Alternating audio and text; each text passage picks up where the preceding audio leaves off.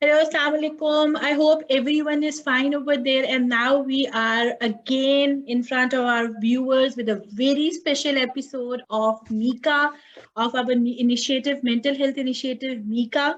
And that is for community awareness for mental health disorders. And I welcome today a very special guest, Dr. Ozlem, in our show, Let's Talk.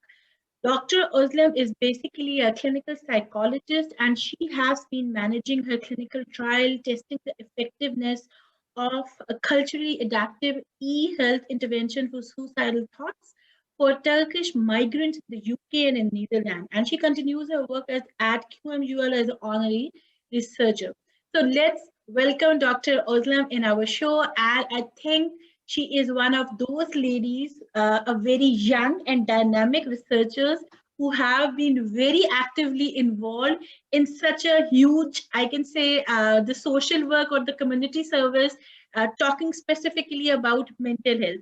So let's welcome Dr. Ozlem in our show. Hi, Dr. Ozlem, how are you? Hi, Medina. Thank you very much for having me in the show. I'm very excited to talk about mental illness stigma today. Yes, like you said, I'm currently based in the Netherlands. I have finished my trial that you mentioned. And currently I'm working with Professor Nusrat Hussain, Pakistan Institute of Health and Living, colleagues in some research projects. And I'm a senior researcher, yes. Okay, so you see, we have a very special guest today, and we would really like to talk about a very sensitive issue in most of the developing countries, especially in Pakistan also. But today, because as it is our first episode on this important issue, so we would like to start with the basics because we want our community, our so many professionals who are not directly linked to mental health issues to the objective of this show is to create awareness and to break that stigma so people can talk freely about different mental health issues, as mental health is something which is not connected to just a particular age or gender or any country. So it's a matter, or it's a issue, or it's a problem, or it's even a stigma for everyone in the world. So, what today, basically in our today's episode, we would be particularly talking about what this stigma is. And we are going to talk about some evidence based researches and stories, success models from other countries. As Dr. Nusrat, as Dr. Ozlem has already mentioned, they are basically working on mental health policy, on the development of mental health policy for Pakistan. This is the first time that this initiative has been taken at the policy level. So probably we would be moving towards that also later in our episodes. But today, let's start with what the stigma is and how different countries have been able to encounter different barriers to break that social taboo. So my first question with Dr. Islam is that, in your opinion, do you think that mental health issues are really considered as a social stigma, especially in the developing countries? And like you are all already living in a developed world. So is this a stigma in the developed world too? Yes, this is a very important question, Media. Thank you so much. But like you also mentioned in the beginning, stigma is a concern everywhere in the world. But I would say how mental health is conceptualized is in a particular country is shaped by the cultural, religious beliefs attached to mental health, as well as the socio-political context in that country. So recently with colleagues in the Netherlands and in the UK, I investigated whether mental illness stigma is more of a concern for some ethnic or racial groups compared to white majority. But I also looked at whether there's a stronger mental illness stigma attached to developing countries compared to developed countries. So what I found out is that there's indeed a stronger mental illness stigma in some ethnic racial minorities compared to white majorities all around the world. But I cannot confirm whether mental illness stigma is more of a concern in developing countries because there wasn't enough data in the available literature.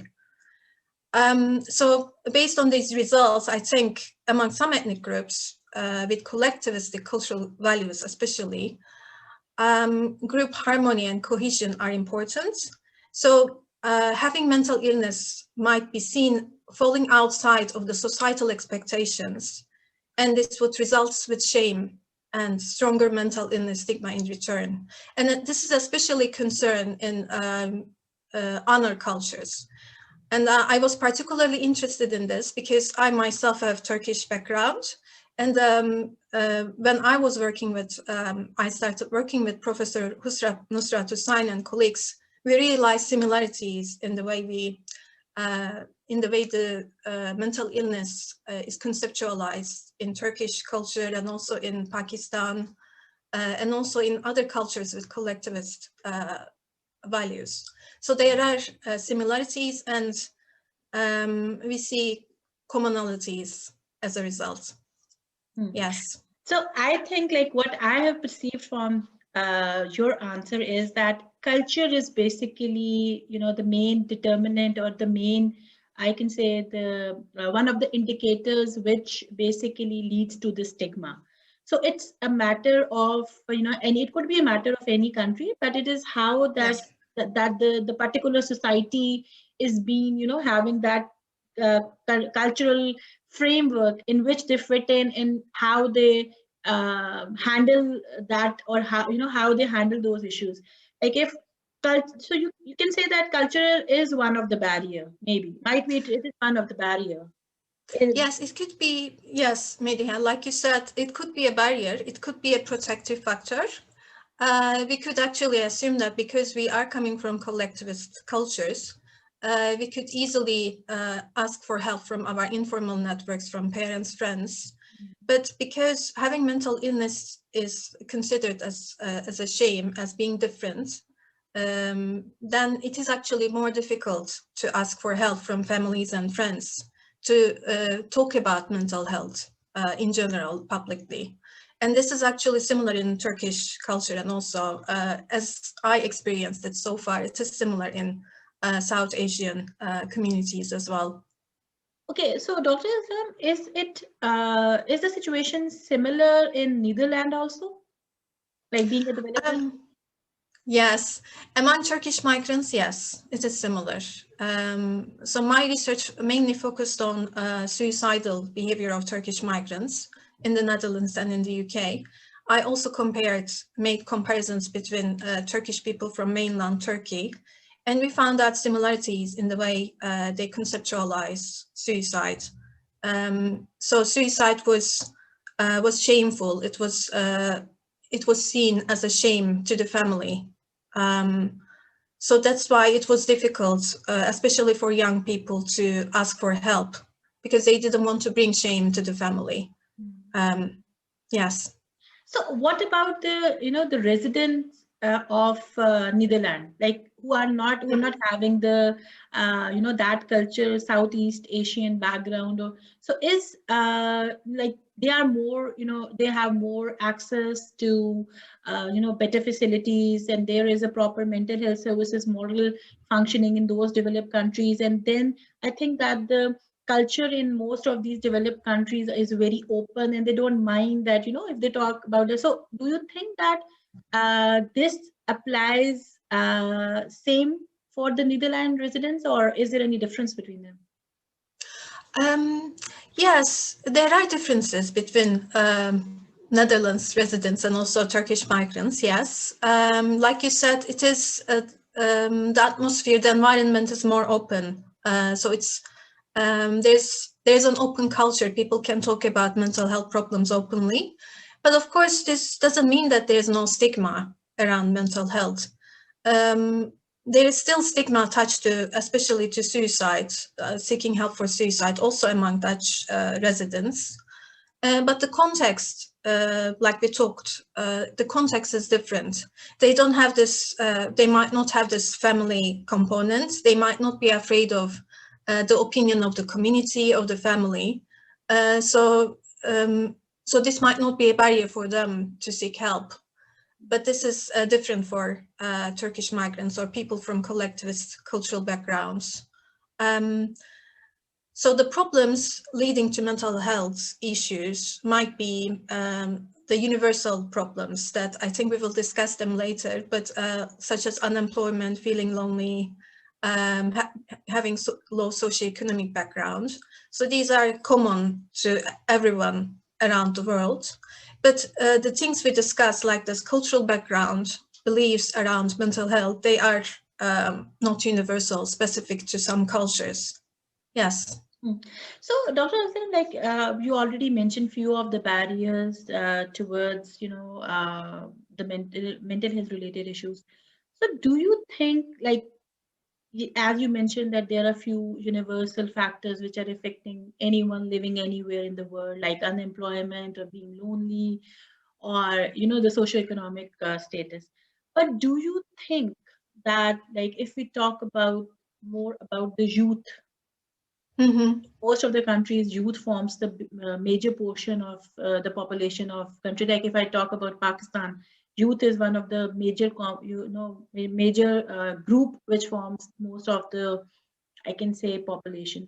So do you think that these barriers or these factors also affect the mental health of youth, or are there any other factors which are more particular or more relevant to this group?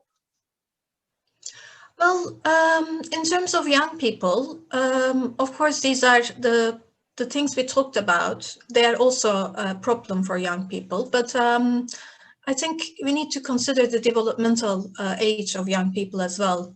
Perhaps their social image, how they are perceived in society, because they're forming their personality, their identity. So how they are perceived by their peers, by their elders, by their family, those could be more of a problem for young people compared to other people. Although we can say that the communities our background, because of our background, we are more concerned about opinions of others in the community, but this could be even more of a concern for younger generation, Yeah. also because of the developmental age. Yes. Exactly. So, like, I'm very curious to just ask one question that, like, you were already working on the suicidal stigma and also, checking the Mhm. education, and you are the expert in this field. So, what we have seen in the statistics, the suicidal tendency among the young group, like the students, the youth, is slightly higher than the other age groups. Like, if I talk about Mhm. Pakistan, now, this, Mhm. this rate has seriously, it's alarming. Like it's getting alarming. Like we see a lot of students having those mental issues, and there are no proper counseling, and then they have more suicidal thoughts as compared to the, the age groups which are more mature or which are more older. So, do you think that this suicidal tendency, is there any particular factor beside culture or beside peer pressure which are, forcing them to be indulged in such thoughts or in such, opinions or Mhm. perceptions, or these two are sufficient enough to, provoke them to do that?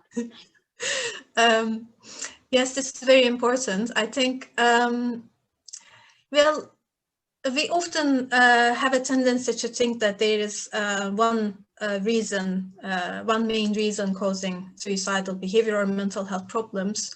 But this is often not the case. There are usually many reasons together leading to the increased risk for suicidal behavior or mental health problems. Well, I can talk from my experience with Turkish migrant communities because this is the population that I am doing my work on. For instance, being a migrant and the stress brought about the stress because of being a migrant in a foreign country, and also the socioeconomic problems um, and also the cultural issues that we talked about. These issues, they actually have collective effect on suicide and mental health problems. So I'm not sure about the context in Pakistan. I'm now working with Professor Hussain and colleagues. Perhaps we need to understand the context first in Pakistan to be able to talk about the risk for suicidal behavior in specific groups. So that's what I would say, yes. So we need to think from an intersectional point of view that suicide, mental health problems are a result of intersectionality of experiences, discrimination, power imbalance in gender roles, and cultural beliefs sanctioning suicide, seeking help for suicide or mental health problems. So there is a very good message in the answer of Dr. Ozlem, and I really wanted to highlight that for the youth specifically listening today. That is that, most of the young people, they think that the only way forward in life, or to be successful, is to just go abroad, settle over there, study, and they think that they would be more, getting better salaries and everything, and the life would be more better as compared to their native country. But like Dr. Ozlem has already mentioned that how much stress, or because as she's working with the migrant group, so she can relate to it that what everything has a price. So what sort of mental issues or stress those people are facing in the countries in where they are not first hand citizens. So I just want to mention this thing to the youth also, that if you think that being in your country and struggling or striving for a better future is harder thing. So it might be much harder when you go somewhere else. So you have to consider this thing also while planning your journey ahead or your future and your mental health. If you are really, you think that the mental health is being affected being in your country, so you have to give it a thought that the scenario might not be different. Although the severity level can vary, but the scenario might not be different for your mental health in any other country. So my next question is, Dr. Ozlem, that do you think the provision of mental health services can help to break the social taboo specifically linked with treatment? Because one of the I think important issue is specifically in Pakistan now the culture is changing. So now there are certain you can say percentage of people who approach the psychologist or psychiatrist for diagnosis, or but when it comes to the treatment part, most of the people are not ready to accept this thing that now there is really something wrong with them, and they have to take medicine to get it treated along with the psychotherapy stuff. So do you think that if we do not have specific mental health services in Pakistan and in obviously most of the countries, so do you think that the provision of these mental health services can help us to break this social stigma? Yes, this is again an important question. But I think without breaking the stigma attached to mental illness and seeking help for mental illness first, it might be difficult to improve the provision of mental health services. Because if there's a strong stigma attached to mental health illness, then people would not engage with the existing mental health services. So it's important to educate the public first, improve misconceptions about mental health, mental illness, and then in parallel to these, it's important to work on improving the mental health services, I think. I will give an example from my experience with Turkish migrants again. For instance, when I was doing my research, I designed a digital intervention for managing suicidal thoughts among Turkish migrants in the Netherlands and in the UK. So this intervention, of course, is promising. I think we will also talk about digital services later. But in the beginning, I had difficulties with promoting this service because suicide is taboo in the community. People wouldn't ask for help. They wouldn't talk about it even publicly. So what I did, I worked with representative community organizations, key stakeholders on a grassroots level to design a social media campaign aiming at raising awareness about issues around suicide and improving mental health literacy among Turkish migrants. So we did TV programs, we used social media channels effectively, but especially we paid particular attention to the terms used to talk about suicide and mental health. And because in mainstream media, you see that sometimes derogatory terms used to talk about mental health, or like blaming the victim of someone who attempted suicide, or mentioning that someone having mental illness is a shame to the family, things like that.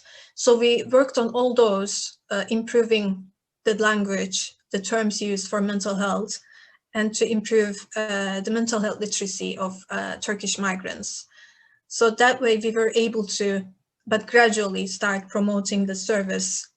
So what I wanted to say shortly, these two you mentioned, breaking the stigma attached to mental health and provision of mental health services, they should go together.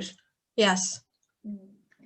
So I would like to share any example of an effective mental health service model of any country with us. So like, we can have an idea how to start in Pakistan. Okay. So the sign-off from UK and from Europe is the stepped care model. So in this model, people having mental health problems, they receive, let's say, some low intensity educational interventions at first. So if the symptoms, the problems are not getting any better, if they are presenting more severe symptoms, then they are referred to more intensive services in secondary and tertiary levels. Let's say if someone has mild symptoms of depression, like feeling tired, feeling not happy lately, then they would first go to their general practitioner, and they would receive some educational sessions, but they might not necessarily receive medication unless they have, let's say, more severe symptoms. Then they would be referred to more specialist services. So this model has been shown as an effective and also cost-effective model of promoting mental health services. But lately, one of the critics raised for this model is that it mainly relies on identifying what is abnormal based on diagnostic statistical manual classification or another classification system. And then it aims to repair underlying maladaptive behavior. So it actually pathologizes and over-medicalizes mental health problems. But whereas in developing countries, these problems might also arise in response to aversive life events and suffering, such as war-torn countries in Middle East, or some life events which might happen in developing countries more often compared to developed countries. So, this model doesn't take into account the context that much. So that's the main critic. So recently it has been proposed that mental health care model should be more integrative, and it should incorporate well-being as an essential outcome alongside mental illness. And I think this is more similar to the Eastern philosophy, like taking care of ourselves, more holistic, in a more holistic way. So I think West is starting to learn from East in terms of mental health care. So I think the mental health care model should be applicable, relevant to Pakistan. Yes, there are things that Pakistan could learn from West, but also the context of Pakistan, the cultural values in terms of understanding mental health, these should be taken into consideration, I think. Exactly. Yes. But otherwise, I don't think so we would be able to make it a success. because it needs Yes. to see all the relevant demographics and characteristics of the population, which is being taken into account for all those effective interventions. So, Yes. do you think that, like, health technology is always seen as a very important tool in most of the interventions, and, like, almost in all sort of interventions? So, like you have already mentioned, one of your app, like you were working on one of the, Yes. you told us that it was in the beginning it was really difficult to introduce that app due to the social stigma. People were not ready to talk about the mental health issues. And so I would like you to tell us about more about that app, about the service, and then I would also like to ask you, like, being a developing country. Now, one of the biggest challenges for the developing country is the resources Mm-hmm. and finances. Like, if we would be able to develop an app or something, so particularly, like, I would just like to mention one of the example of telemedicine, like Mm-hmm. introduction of telemedicine in Pakistan. Now, many of the companies have introduced that services in Pakistan, but they are still in the struggling phase, because for our 60% of our population is in the rural area, and they might not be even they might not be even able to afford that services at the lowest cost. So it might be through the universal health coverage model, or by the government or something. And still, when a country like Pakistan, in which we only spend 0.9% of our total GDP on health. So Mm-hmm. how do you think? Like, first, I would like you to talk about your intervention, like health Okay. technology, technology, and then talking about it, providing a solution. If we go or if we use that health technology services, considering all these issues for Pakistan, that how we can use effectively this health technology thing in our system. Mm-hmm. Okay. So the digital intervention that I developed. So of course we developed this intervention in the Netherlands, and so Netherlands, Australia, these two, they are two of the pioneering countries in developing digital interventions apps. Like I said, I was interested in this in this intervention because my population, the population I worked with, there's a strong stigma attached to suicide, asking help for suicide. So we thought with this digital intervention, we can remove some barriers from the help seeking process. So such as stigma, so they will not see someone face to face. They can ask, they can seek help from internet, and this service would be available to them 24 hours 7. So it's easily accessible through internet. It would also reduce like transportation problem. So they wouldn't have to transport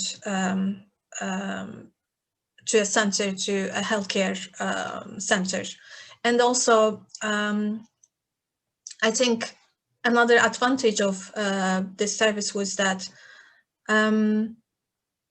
we adapted the content of this intervention according to values of Turkish migrants. So we incorporated some examples, real life examples. So we tried to make the content as relevant as possible and as culturally appropriate as possible, so that people would use this service. So it was a 6 weeks long intervention, and people needed to have a personal account, and they were doing 1 session per week. And there was a personal coach working with everyone on a personal level. And we were monitoring their progress, and we were also assessing the risk, because we were giving the service to people who have suicidal thoughts. So we needed to monitor the risk during the study. So although it was promising, people were using the service, there were still problems related with how the service was implemented, like you mentioned, actually. So first of all, people didn't think using a digital service would be helpful for them. So people are used to seeing a doctor, someone, a specialist. So they would like to talk to someone in person. So it was not an acceptable way of seeking help for them. So that was one of the barriers. And also stigma was still there. Even it was a digital environment, still it was difficult for people to actually admit that they had those thoughts. So I think before we implement these interventions for people, especially communities from collectivist cultural backgrounds, from developing countries, we need to run mental health campaigns. We need to first educate public about mental health. We need to work with policymakers, media. We need to change the language, how mental health is talked about in the community. And we need to have an infrastructure, like you said. We need to have the resources to be able to provide these services without any logistical barriers and the human factors that we talked about, like stigma. So we need to do a groundwork first to be able to implement these promising services, because they, without doing that, these services wouldn't solve our problems. Yes, exactly. So, was there any cost associated with that service? Like the person who was, who was having that service.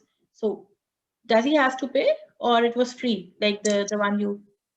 Yes, it was for free, because we did it as so we were testing this intervention. So it was part of a research project.